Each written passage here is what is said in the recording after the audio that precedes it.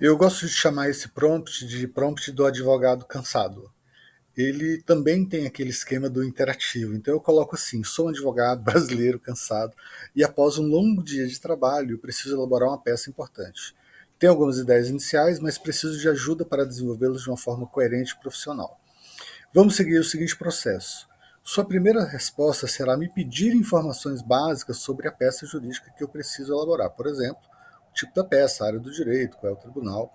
Eu fornecerei essas informações iniciais, incluindo algumas ideias preliminares que vão ser delimitadas entre ideia e ideia, fechando aqui com a barrinha. Esses códigos aqui são códigos que usa geralmente em HTML, mas na nova versão do ChatGPT, eles indicam e recomendam que vocês usem esse tipo de coisa. Eu acho bem interessante. Com base na minha resposta, você irá gerar três elementos: a estrutura da peça, as sugestões de conteúdo e, se você tiver perguntas, você vai ter que fazer uma listinha de perguntas. Continuaremos esse processo interativamente. Conforme eu fornecer mais informações, você atualizará a estrutura da peça e sugestões de conteúdo. Cada atualização inclua na seção próximos passos. Quando a estrutura estiver satisfatória, você me ajudará a elaborar cada seção da peça. Ao final, faremos uma revisão final. Então eu venho e falo: olha, coloquei o prompt, ele pergunta qual é o tipo da peça jurídica, qual é a área do direito, qual é o tribunal, a instância, se tem ideias preliminares. Ele pergunta: isso trata de quê? De uma petição inicial, de uma contestação, de um recurso, de um parecer? Eu venho e respondo: olha, questão número um é uma petição inicial, dois é direito de família, comarca de São Paulo, e a ideia eu venho e coloco aqui: olha, se é uma questão de direito de família, eu tenho aqui um relato, né, de uma mãe falando para o advogado que quer resolver uma questão sobre, é, é, como é que fala? A questão eu esqueci aqui o nome que dá, de alienação parental, me perdoe. Então, a partir desse relato, veja que ele está entre aquelas delimitações, né, de fechando com barra ideia e abrindo aqui com ideia. Então, o que tiver dentro dessa limitação, ele entende que são as ideias preliminares. Então, ele aqui vem e fala: olha, a estrutura da peça tem que ser assim: olha, o preâmbulo, dados, tará, tará, dos pedidos, requerimentos finais, sugestão de conteúdo, e vem fazendo uma série de perguntas. Há evidências documentais? Maria já tentou um acordo amigável? Existem laudos e diagnósticos psicológicos do filho, né, que evidencia algum impacto emocional ou psicológico?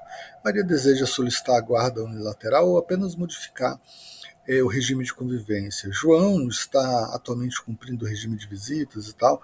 Próximos passos. Eu vou e respondo essas perguntas. Um, dois, três, eu venho aqui e falo: olha, é pergunta para um, é sim a resposta. Para dois, é sim. Para três, é não. Desejo solicitar a guarda unilateral e modificar o regime de convivência, que é a resposta para a pergunta 4, que está aqui. Então a gente vai conversando, é como se eu tivesse com um orientador que vai me dando algumas ideias e inspirando, né, para fazer. Aí ele vem e fala: olha, a estrutura da sua peça, então, baseado nas suas respostas, tem que ser dessa forma. E vem falando, vem falando, vem falando. Então ele fala: dos pedidos, o que você tem que. Você poderia pedir, né? Citação do réu, tá lá, requerimentos finais. Quando a gente está um pouco cansado, com a mente cansada ou sem muita inspiração, essa troca de ideias com a IA deixa a sua peça muito mais parruda, muito mais estruturada. Quando eu peço assim: faça a elaboração de uma peça assim, assim, assim, ele vai vir com uma peça muito fraquinha. E eu já falei um milhão de vezes: a IA não é boa para gerar documentos, para gerar textos, ela é boa para analisar texto. Mas quando a gente faz esse tipo de é, estímulo, aí as coisas ficam diferentes, porque ela vai aprendendo a como fazer o aprimoramento do conteúdo. Né?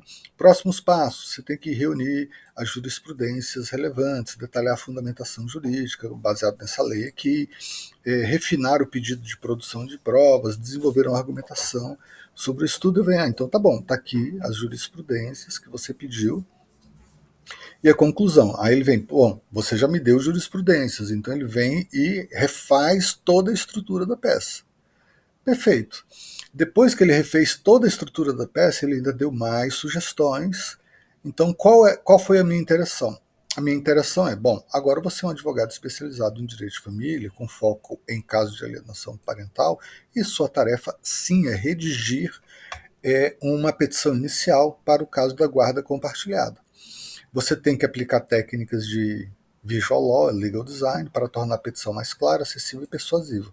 Utilize títulos e subtítulos destacados, negritos, nas partes vitais, e, ao final, estrutura pedidos em um formato de tabela, com pedido justificativo e base legal. Ele vem e faz a peça. Então, já com toda uma formatação para o Word, né?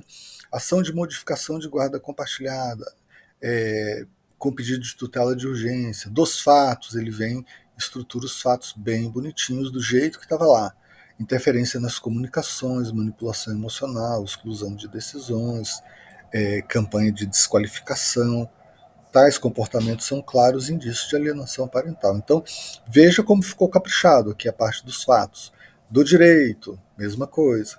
Do pedido de urgência de tutela e dos pedidos já no formato de tabela. Eu venho a requerimentos finais e tal. Eu venho aqui e falo, olha, você não citou as jurisprudências, apesar de ter ficado bem interessante, ele esqueceu. Então, essa é a dica que eu sempre dou, que é você conversar com a inteligência artificial até que o resultado que você está solicitando fique bom. Não, ele esqueceu, então você pede para ele citar, ele reescreve toda a peça do começo e vem aqui qual é a jurisprudência relevante, trazendo todos aqueles casos que eu citei lá. Tá bom? Ele não traz o detalhe do caso porque não é uma ferramenta de pesquisa. Eu tenho que fazer essa pesquisa em outro lugar, não no ChatGPT. Né? Como a gente já falou, se ele não sabe, ele inventa. Por isso que eu dei todas as jurisprudências já detalhadas para ele. Das provas e testemunhas, do pedido de urgência de tutela e depois dos pedidos já no formato de tabela. Eu venho aqui e falo, olha, você tem que caprichar mais no tópico dos fatos, você tem que detalhar mais os subtópicos 2.1 e 2.2 e caprichar lá no pedido de urgência de tutela. Ou seja, ficou bom, mas eu quero que ainda fique mais detalhado, mais caprichado. Ele vem e reescreve tudo. Então, isso tem... Aí eu troquei aqui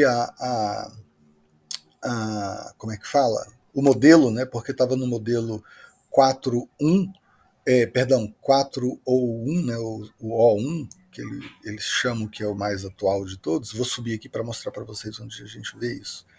É aqui, ó. Tá vendo aqui o modelo? Então ele aparece esse O1 Preview, que foi onde eu estava. Aqui ele já não está porque ele gerou o arquivo. Quando ele gera arquivo, realmente ele ainda não está preparado para trazer essa informação de adicionar arquivos ou gerar arquivos. Então ele já travou ali para usar só a 4.0. Então, ao final, eu venho e peço mais coisas. Não citou jurisprudências. Aqui ele vem com a parte de capricho que eu pedi para ele caprichar mais, detalhar mais alguns subtópicos.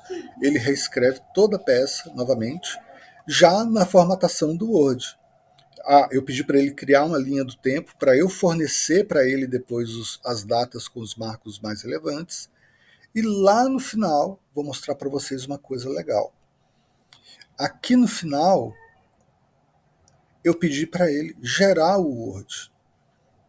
Então, aqui ele já traz em formato de Word e tal, onde está aqui no final, acho que é a última parte, eu gostaria de mostrar para vocês que mesmo o documento você já pode pedir para o ChatGPT gerar e ele já gera o documento com a formatação adequada. Deixa eu ver aqui onde é que está. Aqui, ó, documento Word. Então, esse documento ele já vai vir dentro dessa configuração aqui, que é a configuração própria, com alguns detalhes, vamos dizer assim, já para o Legal Design e Visual Law. Então, eu recomendo muito que vocês usem esse prompt, que eu chamei do prompt do advogado cansado. Claro que é uma brincadeira, mas com essa interatividade, seguramente o resultado ficará muito melhor.